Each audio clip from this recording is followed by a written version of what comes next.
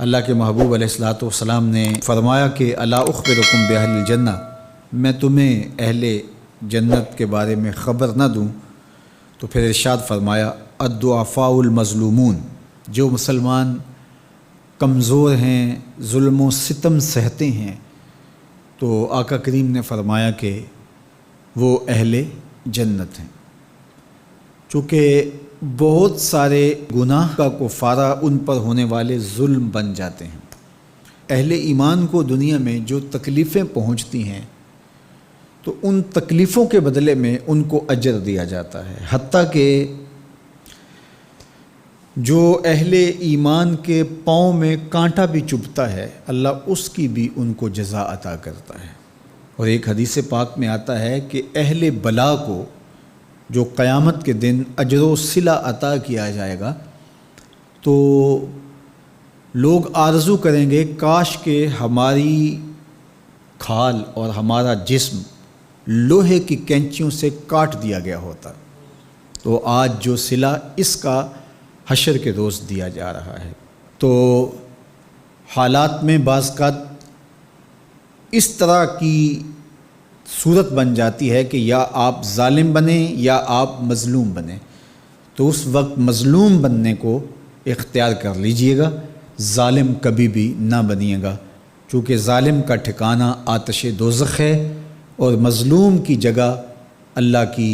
جنت ہے۔ پھر فرمایا الا اخبرکم بخیارکم، میں تمہیں خبر نہ دوں جو تم میں سب سے زیادہ بہتر ہیں؟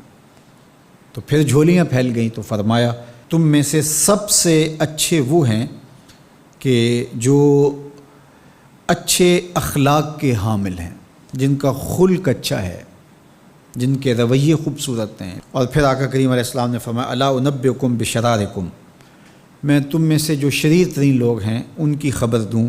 السرسارون المتشدقون المتفہقون، یہ وہ لوگ ہیں کہ جب مجلس ہو رہی ہو تو سب لوگوں کو برابر بولنے کا حق ہوتا ہے، اور کچھ لوگ تکبر کی وجہ سے بولتے ہی رہتے ہیں اور وہ سمجھتے ہیں کہ بس مجھے ہی حق ہے بولنے کا، اور وہ کسی کو موقع نہیں دیتے، اور کوئی بولے تو پھر اس کی بات کاٹ کے بولنے لگ جاتے ہیں۔ المتشدقون المتفہقون، یہاں وہ لوگ مراد ہیں کہ جو خام خواہ کا تکلف کرتے ہیں اور زبان کو بل دے دے کے اور منہ بگاڑ بگاڑ کے مشکل لفظ بول کے اصطلاحات بول کے لوگوں پر اپنے علم کا رعب جمانے کے لیے کہ میں بڑا بلیغ ہوں اور بڑا فصیح ہوں، اور اسی طرح کچھ لوگوں کو یہ بڑا ہوتا ہے کہ وہ فرنگی زبانیں جانتے ہیں، تو وہ عام دیہاتی لوگوں کے ساتھ بھی گفتگو کریں تو وہ مشکل سے مشکل الفاظ بولتے ہیں، جبکہ وہ بیچارے تو سادی زبان سمجھنے سے بھی قاصر ہوتے ہیں۔ تو یہ کوئی دانش مندی نہیں ہوتی کہ آپ جو ہے وہ بھاری بھرکم الفاظ بول کر کسی کے اوپر جو ہے وہ رعب جما رہے ہوں، تو یہ بات نہیں ہوتی۔ جب بات کریں آپ تو جس طرح کے لوگ ہوں اس طرح کی بات کی جائے اور اس طرح کی مثالیں ان کو دی جائیں۔ قرآن مجید میں اللہ تعالیٰ نے فرمایا کہ وہ اس بات پہ شرم نہیں اللہ کرتا کہ وہ تمہیں مچھر کی مثال دے، مچھر کی مثال دے کر کہ اگر تمہاری بات سمجھ میں آتی ہے، اور مکڑی کے جالے کی مثال دے کہ اگر تمہاری بات سمجھ میں آتی ہے تو اچھی بات ہے۔ دیکھو چھوٹا بچہ ہو دودھ پیتا ہو تو اس کو یخنی تو نہیں پلائی جاتی، اس کا معدہ خراب کرنا ہے، وہ برداشت نہیں کر سکتا، اس کو وہ دیا جائے جو وہ برداشت کر سکتا ہے۔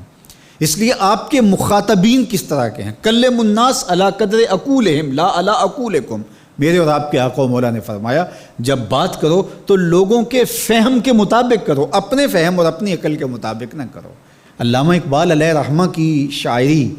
اور ان کا خوبصورت ادب اگر آپ دیکھیں تو اہل علم کے لیے سوغات ہے، لیکن جب چھوٹے بچوں سے مخاطب ہوتے ہیں تو پہاڑ اور گلہری کے نام سے نظم لکھتے ہیں، جگنو کے نام سے نظم لکھتے ہیں، اور بکری کے نام سے نظم لکھتے ہیں، تو یہ ان کے مزاج کے مطابق بات ہوتی ہے۔ تو یہ حسن ہوتا ہے، اصل فصاحت ہے ہی یہ ہے کہ کس سے کس طرح بات کرنی ہے۔ تو میرے اور آپ کے آقا و مولا نے فرمایا کہ یہ شریر لوگ ہوتے ہیں۔ تو اللہ تعالی ہم سب کو اس کی توفیق عطا فرمائے۔